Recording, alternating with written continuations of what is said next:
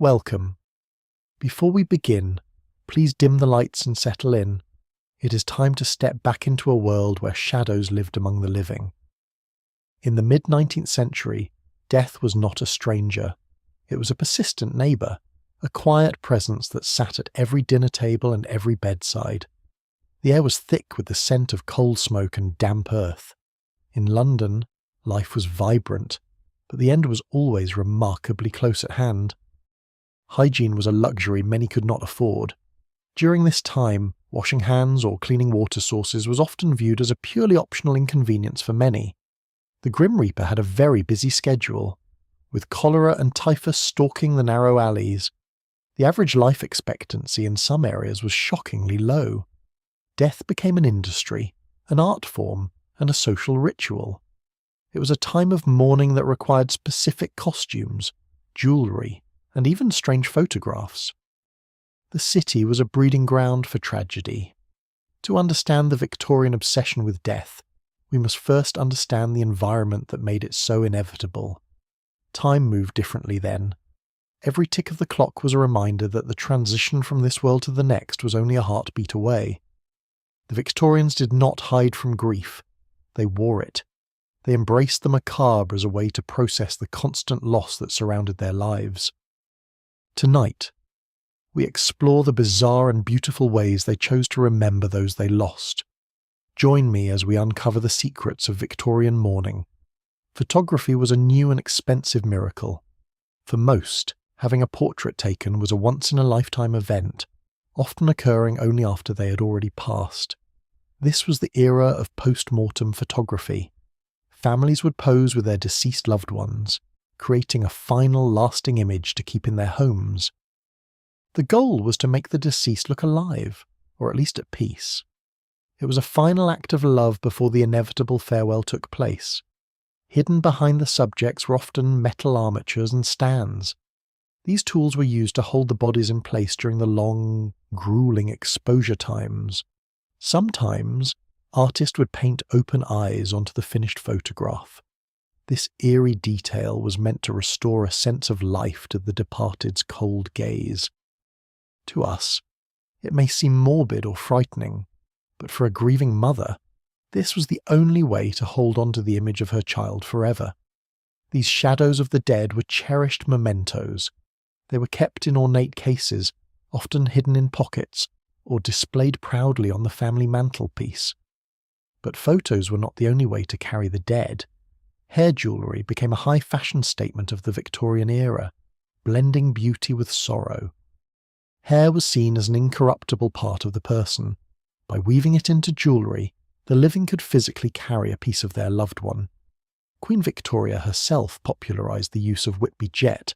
After the death of Prince Albert, she wore nothing but black mourning jewellery for 40 years. The Queen's perpetual grief set the standard for the entire British Empire. Mourning became a rigid social code that dictated every aspect of public life. Ironically, the very homes they lived in were often death traps. That beautiful, vivid green wallpaper so popular at the time held a deadly secret.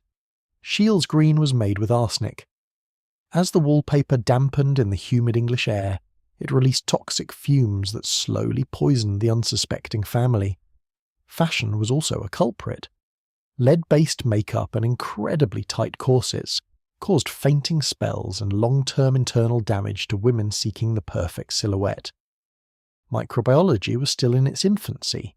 People unknowingly consumed contaminated food and water, inviting the very death they so meticulously prepared for in rituals. As death rates soared, London ran out of room for its dead. Churchyards were overflowing, creating a public health crisis that could no longer be ignored. Fear of the resurrection men led to the invention of mort safes. These iron cages protected the dead from being stolen for medical dissection and research. The ultimate fear was being buried alive. Safety coffins were designed with bells and breathing tubes, allowing the deceased to signal for help if they awoke. When science failed to explain loss, the Victorians turned to spiritualism.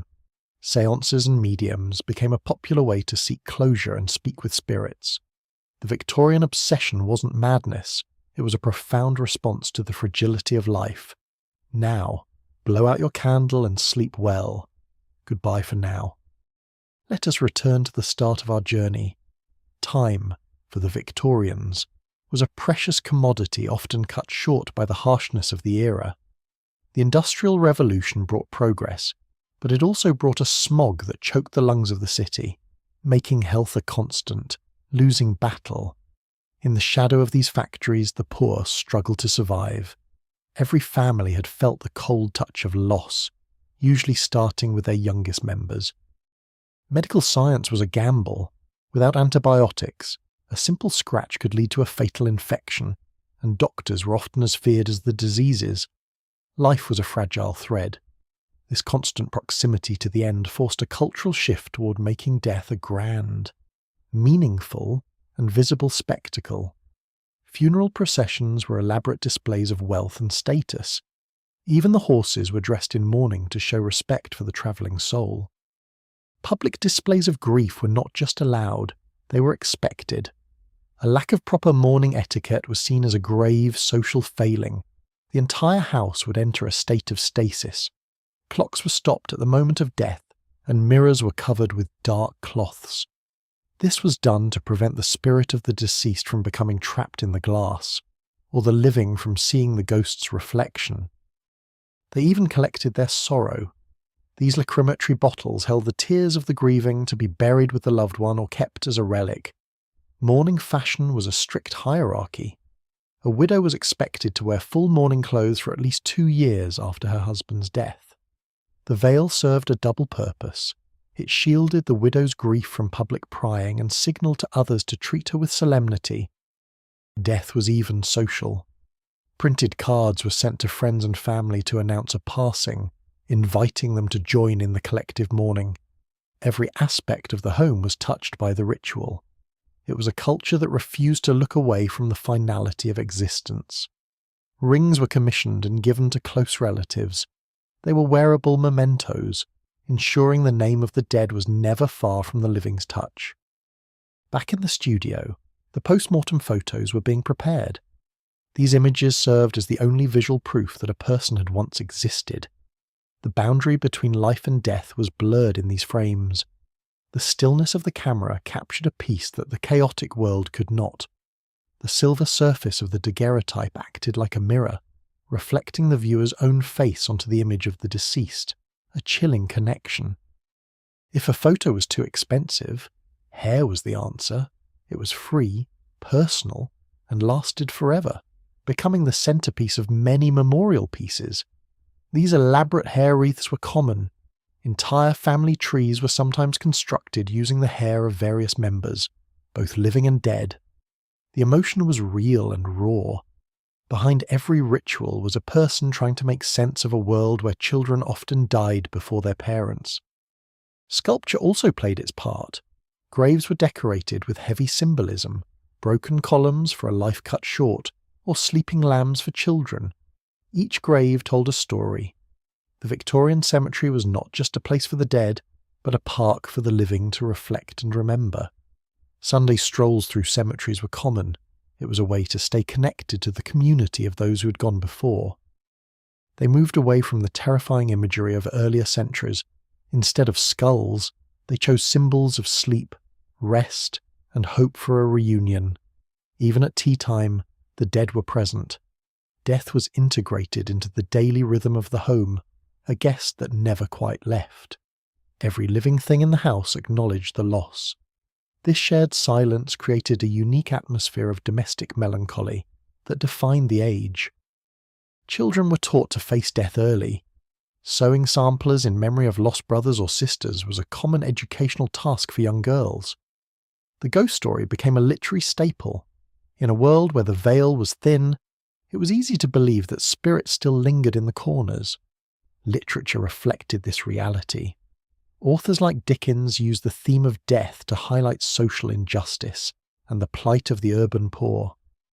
But beneath the beauty and the ritual, there was a darker side to the Victorian home. Danger lurked in the most beautiful decorations.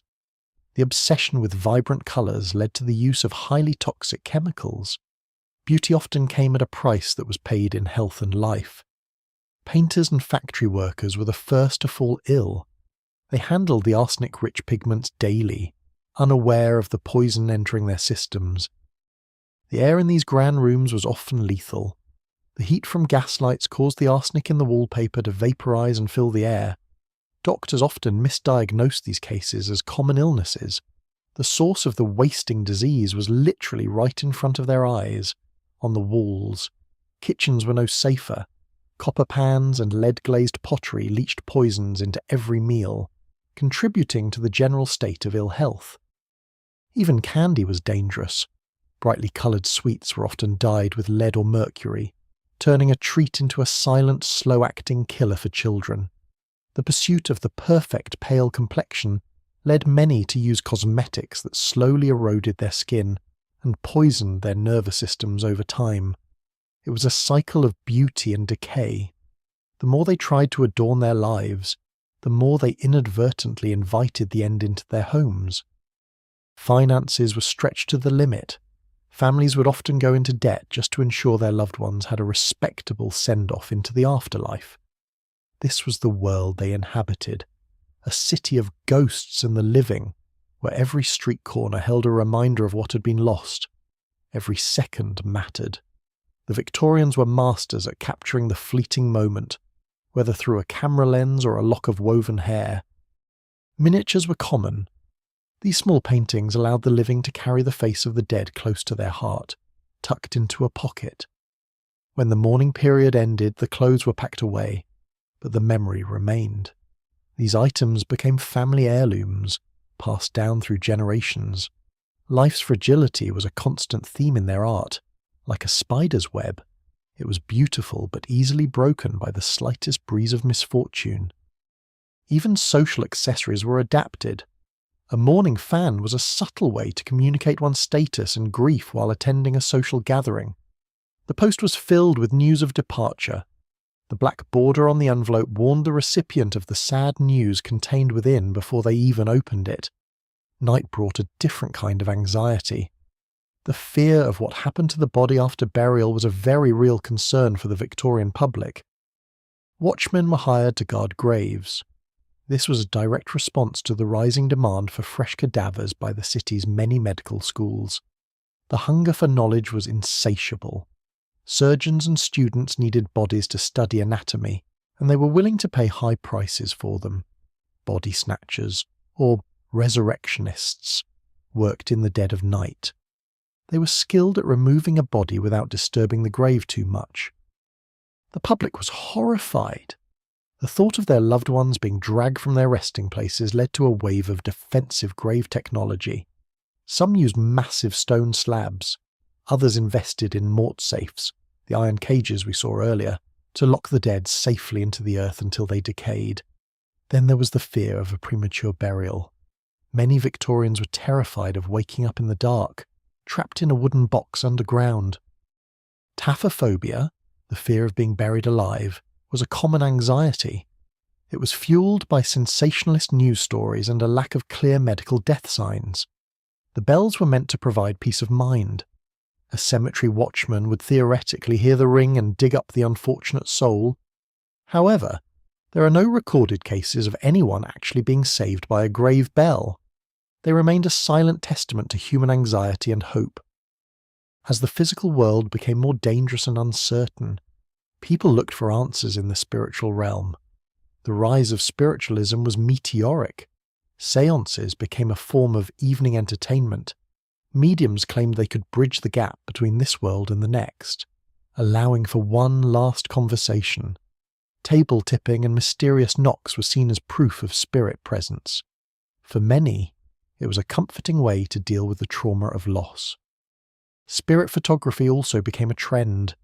Using double exposure, photographers would create images where the ghosts of loved ones appeared to be watching over the living. It was a search for connection. In a world with so much sudden and unexplained death, the idea that the soul lived on was a powerful anchor. The Victorians found beauty in the macabre. Their mourning rituals were not just about sadness, but about honouring the depth of their human connections. Even the Queen's grief was a form of ritualized memory. She kept Albert's presence alive in the palace, refusing to let the flame of his memory fade. Time stops for no one, but the Victorians tried. They used every tool at their disposal to freeze the moment of passing and preserve it forever. Loss was everywhere. It touched the high and the low, the young and the old. It was the great equalizer in a deeply divided society. A proper funeral was a mark of a life well lived. It was the final social duty, a way to show that even in death, one belonged to the community. The horses moved with a heavy, rhythmic pace. The sound of their hooves on the cobblestones was the heartbeat of the city's mourning process. Lilies and roses were the flowers of choice. Their scent was used to cover the smell of decay, adding a layer of natural beauty to the grim scene. In the end, it was about hope. The Victorians believed in a grand reunion in the next world, where all sorrows would finally be washed away. We carry their stories forward. Their bizarre obsession with death was actually an obsession with life and the people they cherished most dearly. The past is never truly gone. It lingers in the architecture, the art, and the very ground we walk upon in the modern world. Today, these objects are curiosities, but once they were the most precious items a person could own. They were the physical anchors of memory. The ink of history is written with the tears of those who came before. Their rituals help us understand our own relationship with the end. The city of the dead is a quiet place now, but if you listen closely, you can still hear the echoes of their bells and their whispers. Every diary entry from the 1800s seems to mention a funeral. It was a shared experience that bonded society together in a strange, sombre way. They were taught from birth that life was a temporary state. This knowledge didn't make them miserable. It made them value every moment they had together. Remember that you must die. This motto was not a threat, but a reminder to live virtuously and to keep one's affairs in order at all times. Even in joy, there was a sense of the ephemeral. The cold winter air was a reminder of the sleep that eventually comes for everyone. The Victorians lived in a world of symbols. Every object, every colour, and every gesture had a hidden meaning related to their beliefs and their grief. Mourning was a craft. It required patience and skill to create the elaborate costumes and accessories that social custom demanded of the grieving. The quality of the coffin reflected the status of the deceased. Even in the grave, social distinctions remained as sharp and clear as in life. They built palaces for the dead. These grand cemeteries were designed to be gardens of sleep, where the soul could rest in architectural splendour. Entering a cemetery was like entering another world, a world of silence, where the only voices were those of the wind and the whispering leaves. They wanted to be remembered. The grander the monument, the longer their name would stay in the minds of the living who passed by. The art of the cemetery was meant to evoke emotion. It was a place for public displays of sentiment that were often discouraged elsewhere in society. Death was a business. Mutes were hired to stand outside the house of the deceased, looking appropriately sad for a fee to impress the neighbours. These professional mourners added a theatrical element to the grief. They were part of a complex social performance that everyone understood and respected. The journey to the grave was a final procession through the world they knew. It was a slow, dignified march toward the great unknown beyond. Memory was preserved in every way possible. Every scrap of writing and every lock of hair was a treasure to be guarded against the passing years. The light of a life could be extinguished so easily. This awareness made the light they did have all the more bright and meaningful to them. Even toys reflected the culture. Children played funeral with their dolls, preparing themselves for the realities of the adult world they would inherit. Grief was a lonely path, but it was a path that everyone eventually walked. The shared culture of mourning provided a map for that journey. Every tick was a reminder of the inevitable. The Victorians were obsessed with time because they knew how quickly it could be taken away from them. Faith provided a structure for their grief.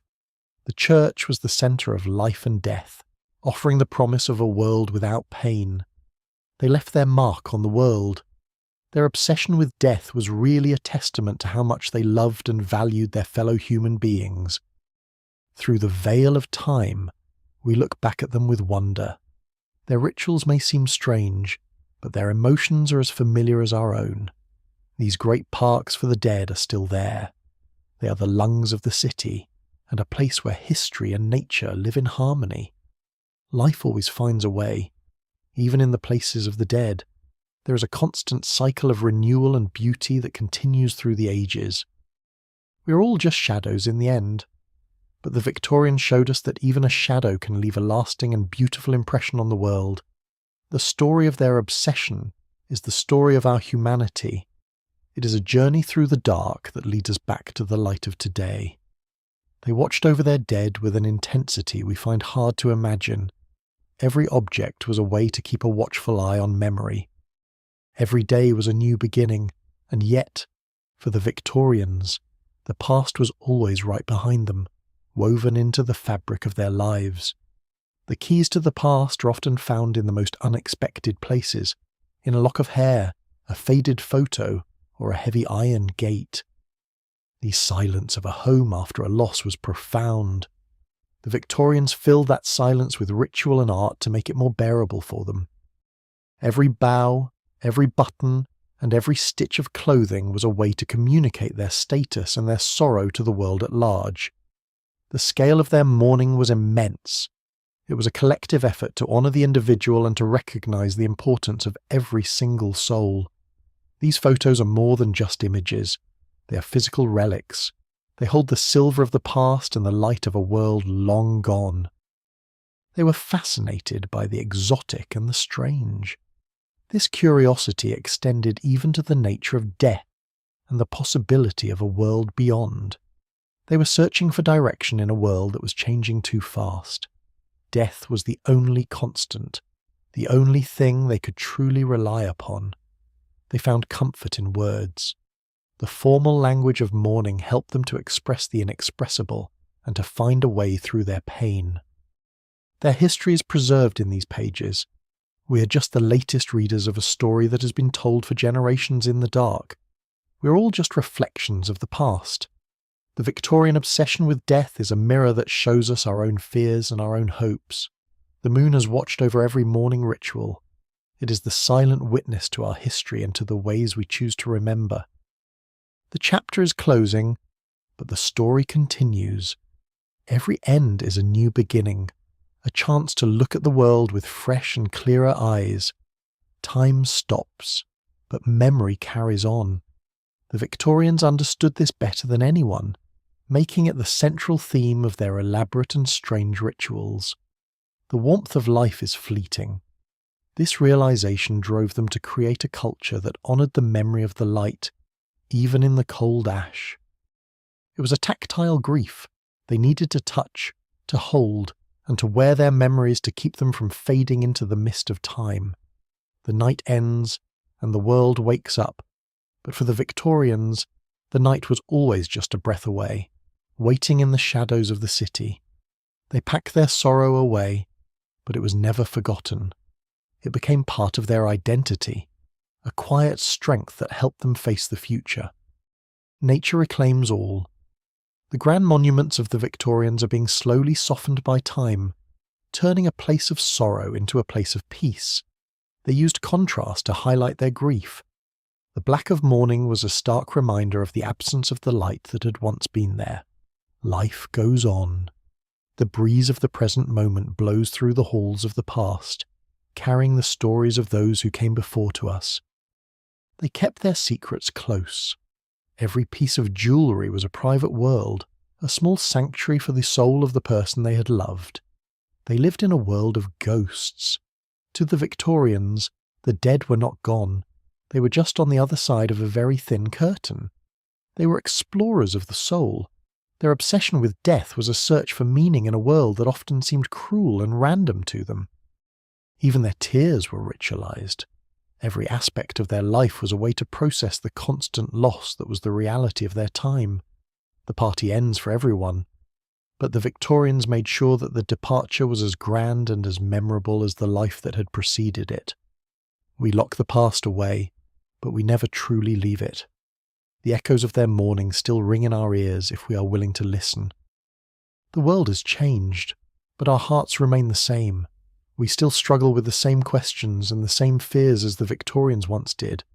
She is still there, in the silver and the light, a silent witness to a time that is long gone but still very much a part of us. The day ends, and the shadows grow long, but the memory of the light remains, a warm and steady glow in the darkness of the past.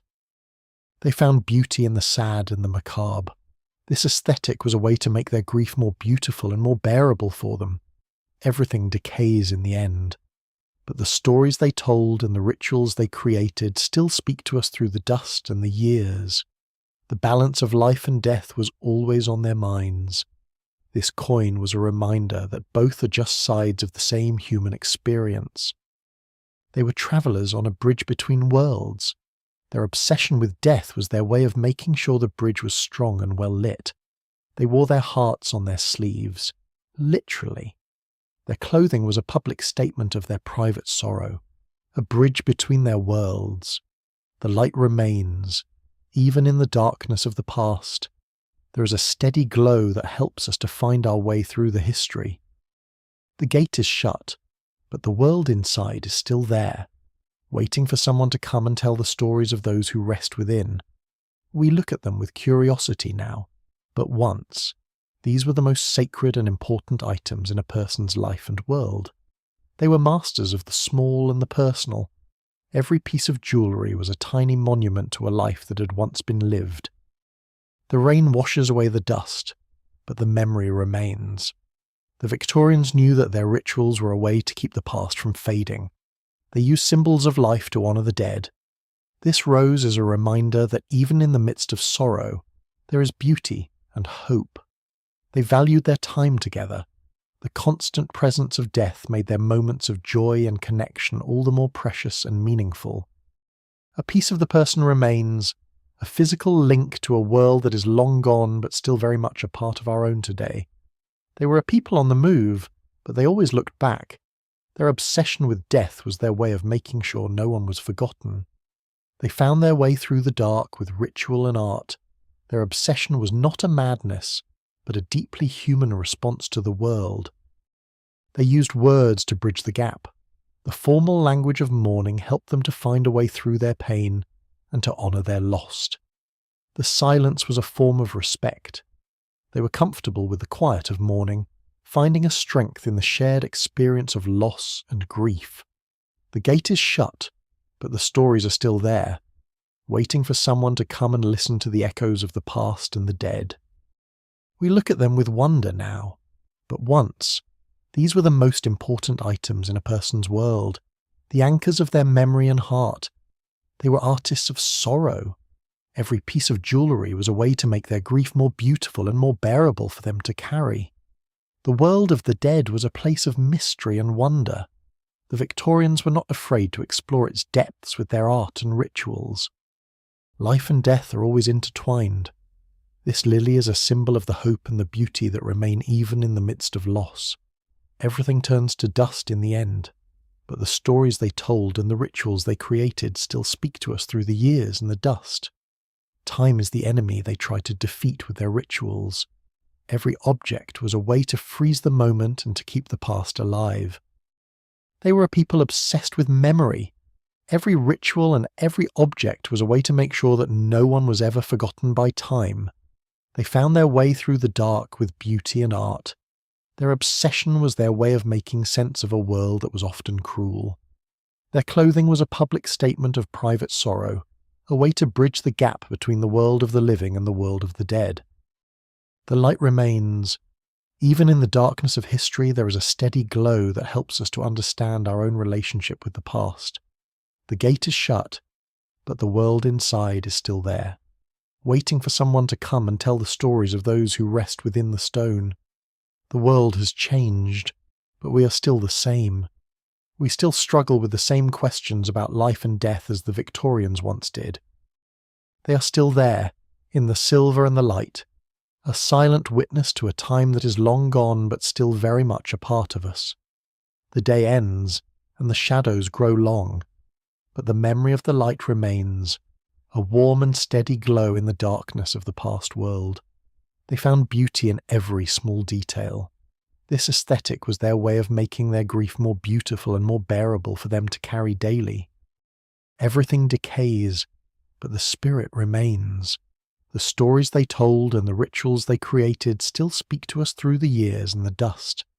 Loss is the same in every era. This locket is a physical link to a world that is long gone but still very much a part of us. They were a people on the move, but they always looked back. Their obsession with death was their way of making sure no one was forgotten. They found their way through the dark with beauty and art. Their obsession was their way of making sense of a world that was often cruel. Their clothing was a public statement of private sorrow, a way to bridge the gap between the world of the living and the world of the dead. The light remains. Even in the darkness of history, there is a steady glow that helps us to understand our own relationship with the past. The gate is shut, but the world inside is still there, waiting for someone to come and tell the stories of those who rest within the stone. The world has changed, but we are still the same. We still struggle with the same questions about life and death as the Victorians once did. They are still there, in the silver and the light, a silent witness to a time that is long gone but still very much a part of us. The day ends, and the shadows grow long, but the memory of the light remains, a warm and steady glow in the darkness of the past world. They found beauty in every small detail. This aesthetic was their way of making their grief more beautiful and more bearable for them to carry daily. Everything decays, but the spirit remains. The stories they told and the rituals they created still speak to us through the years and the dust. The fear was real, but so was the creativity. These inventions were a physical manifestation of a society's deepest and most universal anxieties. They reached out into the dark. Spiritualism offered a kind of closure that science and religion sometimes fail to provide in their time of need. The ritual is complete. We have walked in their footsteps and seen the world through their eyes, finding the beauty in their bizarre obsession with death. The journey ends here, as the sun begins to rise over a city that has seen so much loss and so much life over the centuries. The ground we walk on is rich with history. These modern spaces of joy are often built on the foundations of a very sombre and ritualized past. The Victorian obsession was not madness. It was a profound way to honour the fragility of life and the strength of human connection. We are the descendants of their sorrow and their hope. Their rituals have shaped the way we think about the end, even in our modern world today. Now, let the shadows rest. Take a deep breath and appreciate the light around you. The past is a lesson in how to value the present. The obsession of the past was a bridge to our future. It taught us that memory is a sacred duty, and that no one is truly gone as long as they are remembered. We still carry a piece of them with us. Their stories and their rituals are part of the cultural DNA that makes us who we are today. They have become one with the earth. Their monuments have turned into a place of peace and natural beauty, a fitting end to their long journey. Love is the only thing that survives the grave. Their obsession was a way to make sure that love was documented and preserved for all of eternity. The story is done, and the fire is out, but the warmth of their memory still lingers in the halls of history and in our own hearts. We pack away the past with respect. Their bizarre and beautiful obsession was a way to make a hard life more meaningful and more human. The darkness has been lifted, but the lessons we learned in the shadows will stay with us. Thank you for walking through the past with me. May you find peace in your own rituals and joy in the connections you make in your life. The Victorians taught us that every moment is sacred. Good night and sleep well. Blow out your own candle and remember that life is a beautiful and fragile gift to be cherished every single day. Until we meet again in the shadows of history, the journey is over, but the memory remains. Farewell from the heart of the Victorian age.